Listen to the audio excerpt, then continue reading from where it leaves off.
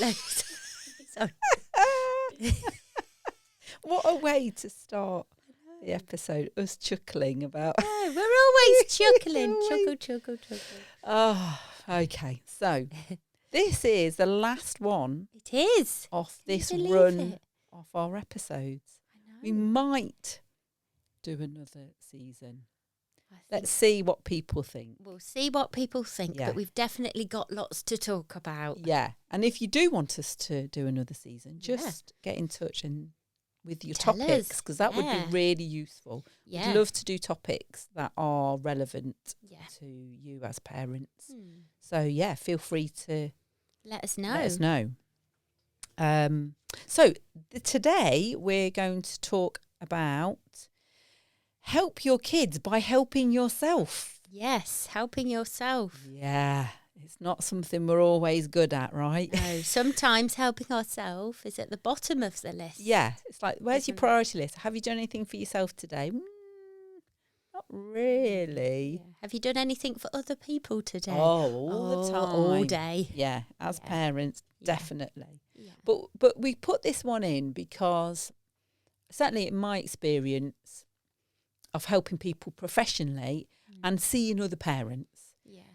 I've really noticed that our own well-being makes a massive difference Oh, huge. to how we feel about being a parent, how we feel about having capacity to support our kids. And it's just a really, it's the old thing of put your own oxygen mask on first Yeah. before you can help anyone else. And we all know that phrase. Yeah. We do. And when you sat on the plane and, Yeah. they say that, you think, And they look at you. "Oh." If you've got kids, Yeah. they really stare at you and Yeah. go, we mean you. And Yeah. you're like, yes, Yeah. I understand. But when it comes to that everyday, real life Mm. stuff, Yeah. it's not always that easy. It's not. It's really hard, isn't it? Because when we're caring and we're doing our best as a parent to try and help and support, we can sometimes go on the back burner, can't we? Well, the juggling is insane, isn't it? Yeah, and we know life is fast and Yeah. life's really busy and Yeah. it can feel really, really tricky to even get the jobs off the to-do list. Mm-hmm. So looking after yourself can feel like, well, there's no time for that. Yeah. And it can feel like you're being really selfish, can't it? A lot of parents will say to me, when I say, who's supporting you? What do you need? Oh, well, I don't know. It doesn't matter about me. Yeah. The priority is them. The priority is looking after others. Yeah. But we're no good to anyone if we're If we're in a burnt out difficult or we're place. struggling or... yeah. So I think, and again, we've kind of touched on through a few of these episodes, we're not speaking from a place of just knowledge. There's research out there that will say, Lots in of order to research. help your kids, you need to really look after yourself. Yeah, and it's what they see, isn't it? Yeah, that whole modelling Yeah. as a parent is key, I think. Yeah, it is key because if you're stressed, if you're angry, you'll probably notice that they'll be more stressed and angry. Yeah. And in that moment, if we haven't been able to regulate our own emotions or calm ourselves down, then again, it gets into that chaotic bubble, doesn't it? Yeah. When you're stressed, Yeah. they're stressed. Yeah. That's not to put some more parental guilt into the mix. No, absolutely because not. there's We've all been there. There's always a lot of that being flung around. Yeah. But this is the big kind of look after yourself message from today. And we know it's important. It really does have an impact on your kids' well-being. It impacts on how they view adulthood. So I had this years ago. One of my supervisors for my therapy work, I'd got young kids, I was juggling life, and she just clocked that I was juggling a little bit too much. Yeah. And she told me, just be careful about what you're demonstrating to your kids about how to be an adult. Yeah. And the way she phrased it was so kindly done. But it really gave me a bit of a slap around the face. Because that's what we need, isn't it? I really needed it because I was so much like head down, doing all the juggling, trying to start my therapy business, 2 young kids.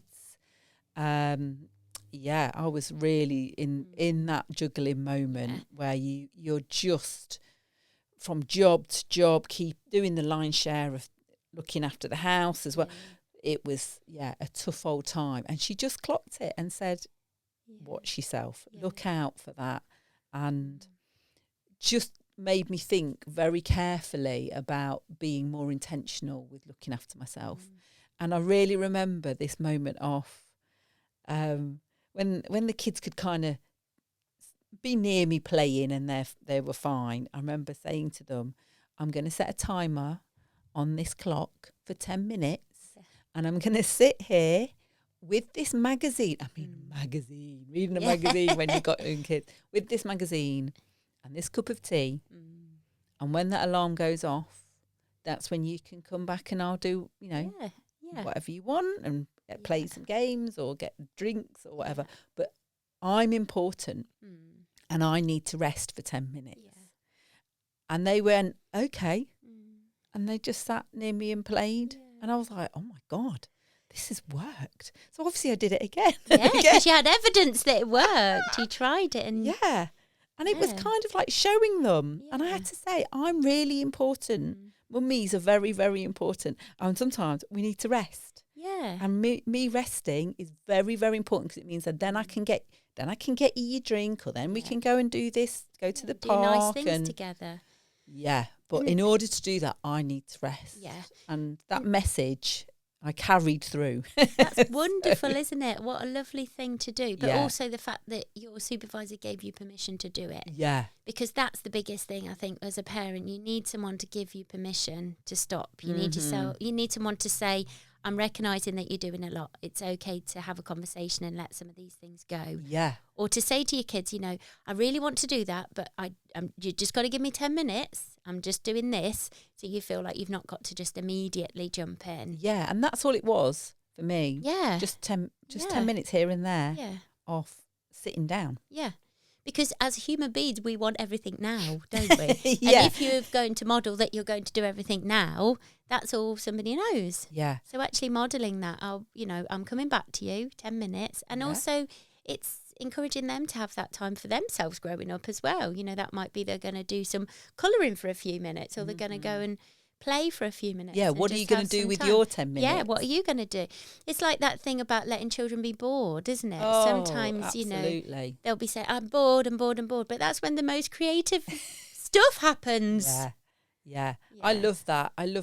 Like allowing kids to have that 10 minutes and it doesn't have to be much. This is the thing. And this is probably one, although we're not at key takeaway stage, but this would be one of my key messages is, doesn't have to be a massive thing that you do to get the benefit of resting and looking after yourself. And it really does help your kids see that you need to rest.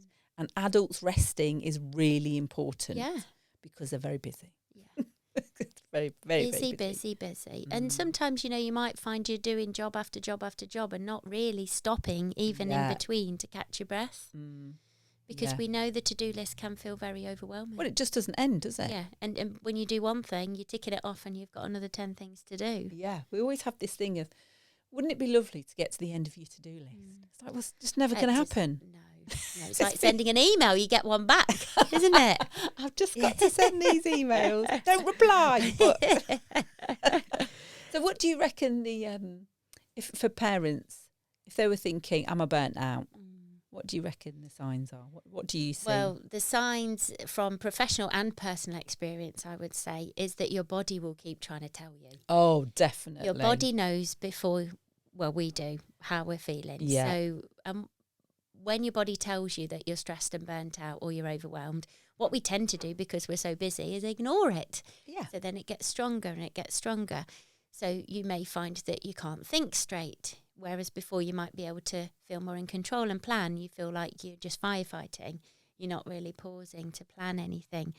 You might find that your routine has gone out the window. So whereas you might have tended to get the kids' stuff ready the night before, or you've been really organised with them in the morning and stayed calm, it might start to feel like it's spiralling a bit and everything's rushed. So I think they're the key things, that things just start to feel like they're getting a bit clunky or messy. Yeah, and that guilt as well. Guilt that you're not doing enough. Yeah. And I always think there's an element of like not feeling very connected when you're feeling burnt out. You're doing loads, but you're not connected. just going through the motions. You're not actually connecting with what you're doing or who you're with. No. And you might find that, you know, things are going well at work, but then you feel like things are not going well at home, or things are going well at home, but you feel guilty because you feel like you're not doing enough at work or with family. So it is trying to continuously get that balance. Yeah, that's really hard though, isn't it? Really hard, because there's always someone that's going to want something from you. Yes. So even if you feel like you've got a good self-care routine and you're making time for yourself, things happen in life, don't they? And life chucks a lot of stuff at us, and we have to be reactive. Yeah. But and self-care is normally the one thing that goes first. Yeah, that's the thing that you go, I notice that I'm doing less self-care when I actually need it the most. Yeah. So if I'm ever feeling burnt out, that means my sleep, I probably won't get enough sleep, probably won't be hydrating enough. I certainly won't be exercising enough or getting any fresh air because my to-do list is so massive. So it's all those things where the stuff that you'd normally do to look after yourself just gets shelved. Yeah. And actually, that's telling you something. That's saying you need to do those more. Yeah. So I'm always like, dial up the self-care. When you're feeling the pressure, weirdly, you've got to do even more self-care. And then you're like, I haven't got time for it. Yeah, and that's the thing. You can feel like you haven't got time because it feels like it's got to be long things. Like you've got to go on a really long walk, or you've got to book a spa day, or you've got to do this really, you know, expensive thing. But it isn't. It's just those quick, small things that you can do. Small wins. Small wins. And breathing. I'm always talking about breath being a superpower, but it is because you just sometimes need to breathe. Yeah. Just go off and breathe for a minute. Yes. And also with that kind of parental burnout, you might need some proper help with it. Yeah. You might need to sit down and go through what all the pressure is. So there may be a point where you reach out. And I work a lot with burnout, and what I see is that people wait until it's at a place of being unbearable before they reach out for help. Yeah. And so what I'd encourage every parent to do is those early signs, those physical early signs that things aren't quite right, or if you've noticed that all your normal activities that give you a bit of joy and replenish your energy, that they've kind of gone a bit quiet, or you've not caught up with your mates, or that's when you need to start getting help. Yeah. Do it then. Yeah. And it makes it so much easier to repair than waiting until you're at a really difficult stage and you've really lost the joy for life, or your connection with your kids or your partner or whatever. Yeah. So do it early. Yeah, because else you feel like you've lost yourself, don't you? Because all those things you were describing is things to do with what you like and your hobbies and things that you enjoy. And if all that stops, life isn't going to be very enjoyable, is it? Yeah. And I think talking to people is, if you can, you know, whether it's talking to a friend, talking to a partner and saying, actually, I'm really struggling. I can't cope with all this. And again, comparing, you know, I work with a lot of people who will compare, well, I used to be able to cope with all this. Yes. I should be able to cope with this. I used to be able to cope with more than this. Why can't I even do this? But we're not that person anymore. Yeah, you're not the same person you were 6 months ago. Exactly. Let alone 6 years ago. Exactly. And you've probably got a lot more responsibility now than you did when you felt like you could cope. Yeah. The world certainly got busier. I feel like the world got busier, and there is definitely this feeling of things getting a sense of urgency that might not be urgent. Yeah. And the immediacy. I want something today. I want it done now. So our tolerance level for patience has kind of gone out the window a bit. Yeah. And that can really impact on your home and how you turn up at home. I always say a phrase of I set the tone for my house. Yeah. Because I'm... whilst I do run a business, I'm also run a business from home. Yeah. So I'm like, I'll just stick a wash on, or I'll do this, and loads of people are working at home more. Yeah, more. I suppose it's knowing as a parent, if I'm setting the tone for the house, what do I want that to be? And I had to make it very intentional, particularly when the kids were small and we were like rushing out the door. Yeah. For school, I had to know that actually I wanted us all to try and start the day in a calm place, which meant that I had to do a lot of work behind the scenes and set the stall out about expectations in the mornings and also lower my own expectations. You know, not try and do a billion things. Just to know that if we can get up and dressed and fed and watered and have the right stuff in our bags and get out the door, that was good enough. And sometimes it is the basics, isn't it? Definitely. Like we have so much pressure on ourselves. You know, we've got to do this in the morning, we've got to do that. Everyone's got to be happy. We've got to do, but like we say, somebody might be a little bit upset. There might be a bit of a wobble. We've got to work with what's presented to us. But at the same time, if we can try and be that, you know, that port in the storm, and try and be that sense of calm, then hopefully you're going to create that in the home. And we were laughing earlier, weren't we? Because we were talking about when, and this is just from my personal experience, if I'm shouting and I'm saying, stop shouting, you need to stop being stressed, you're panicking, stop shouting and panicking. And on reflection you think, oh, I'm doing that. So it's okay to say how effective it is to shout at someone. Stop shouting. Yeah, calm down. Why aren't you calming down? Just breathe. Stop. You're overreacting. Well, that's just what I'm doing. So it is okay to catch yourself, isn't it? And to go, oh, okay, I think I was actually telling someone off for something I'm doing. And maybe I need to breathe and take a minute and just try and just regulate, just take a moment, reset. The reset is so important. And I really like, you know, you like say the breath is superpower.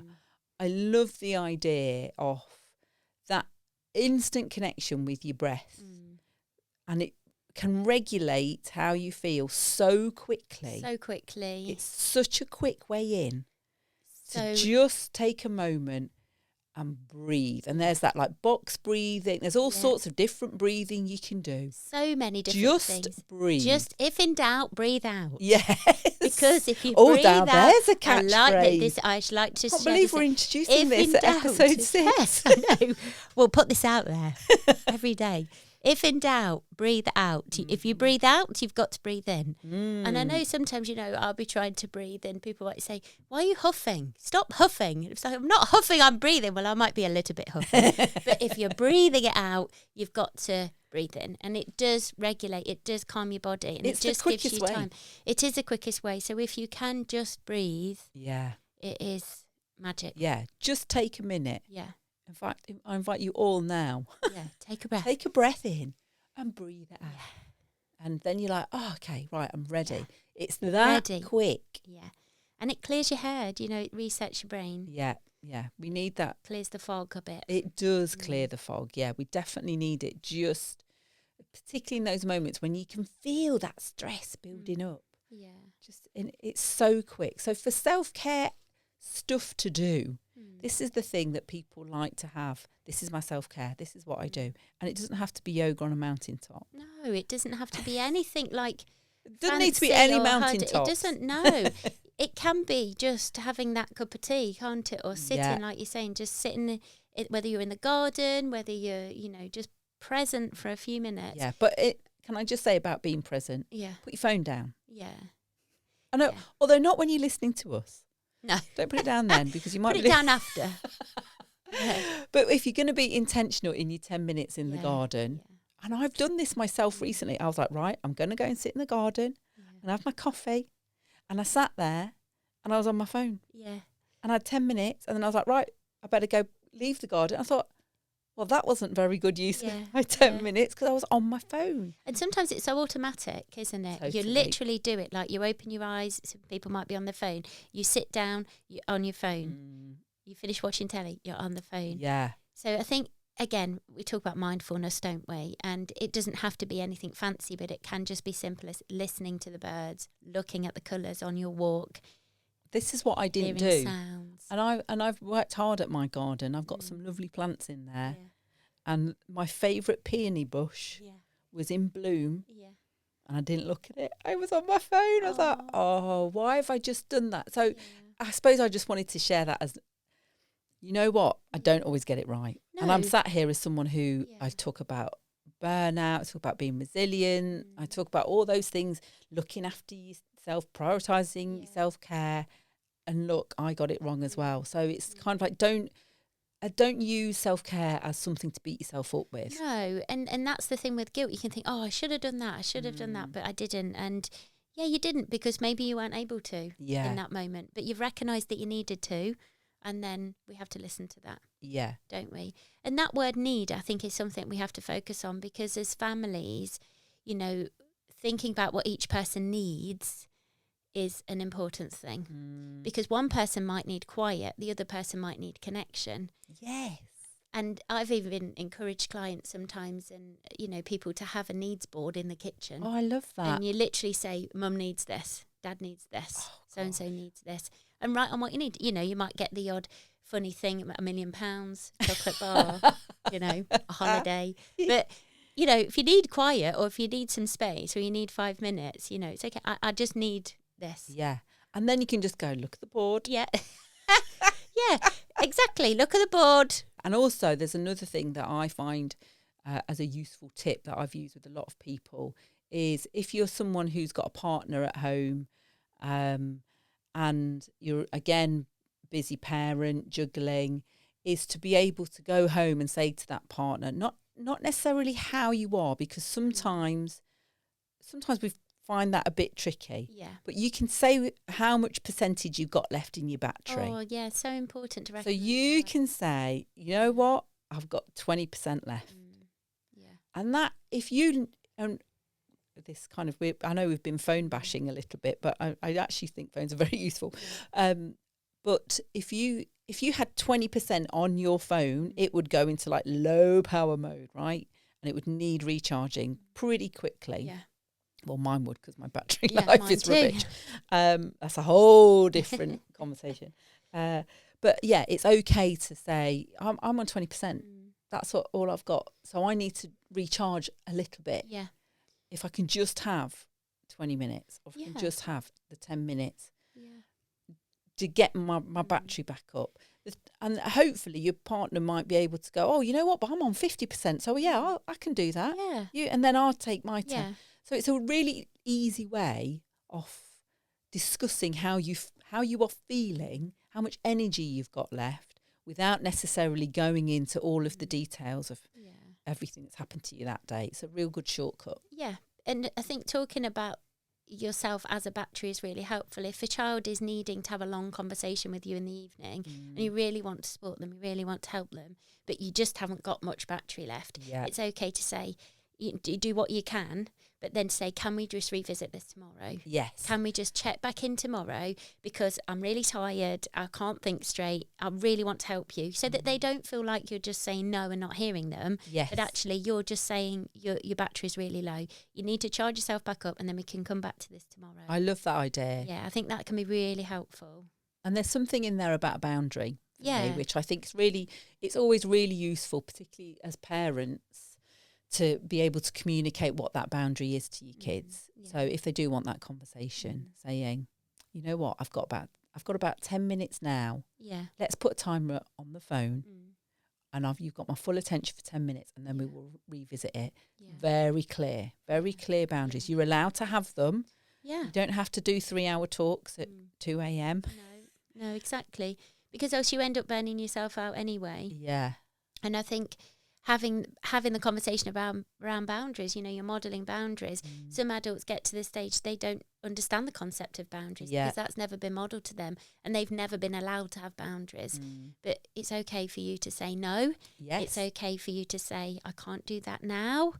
It's okay. Yeah. And I think my final word on this, and then I'll have your last top tip. If you've got one, you better think of one. I've got about 100. My thing that I always really encourage people to do is 10 minutes, 3 times a day. Because everyone goes, I haven't got time. I need this long afternoon to sort this thing out. I need to book a big spa day, I wish. Or I need to go on this big holiday. I'm going to wait for 8 months of the year, and then I'm going to go on holiday and reset. It's not really a great way to do it. Yeah. You probably won't get the reset that you actually need. So I go 10 minutes, 3 times a day, and that will give you half an hour a day of looking after yourself, which is huge. Because you wouldn't think you'd be able to get half an hour. And if you do that every single day, that means you'll get 3.5 hours a week of looking after yourself that you didn't think you were able to dedicate because you're doing it in small chunks. So keep it really small and pick things around you to do that are really easy. So if it's literally walking around the block, do that. If it's listening to a meditation track, do that. If it's having a cup of tea, do 10 minutes. 3 times a day.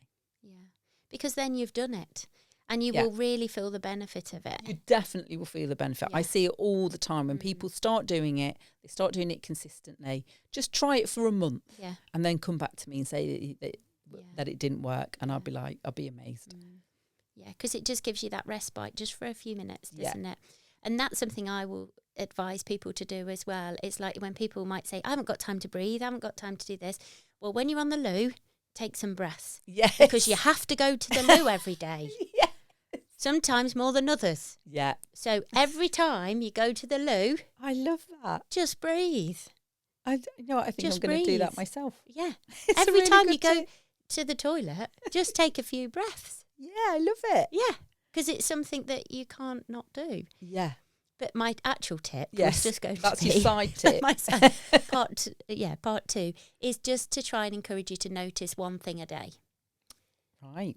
Notice the flowers, notice the birds, notice a change that you've recognised on Just your once. walk. Just try and notice. If you're finding that you're walking and you're not really in the moment, just try and notice something, even if it's noticing how you feel, how your breath is.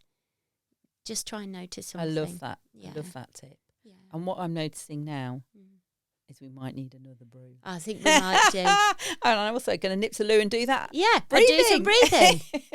Absolutely. It's been a joy sharing this space with you, Shelley. has. Let's hope that people want more. Yeah. Like we say, let us know, and we'll cover the topics that are most important to you. Yeah, let us know. It's been great. Yeah. Thanks for your time. And See ya. you. See you soon.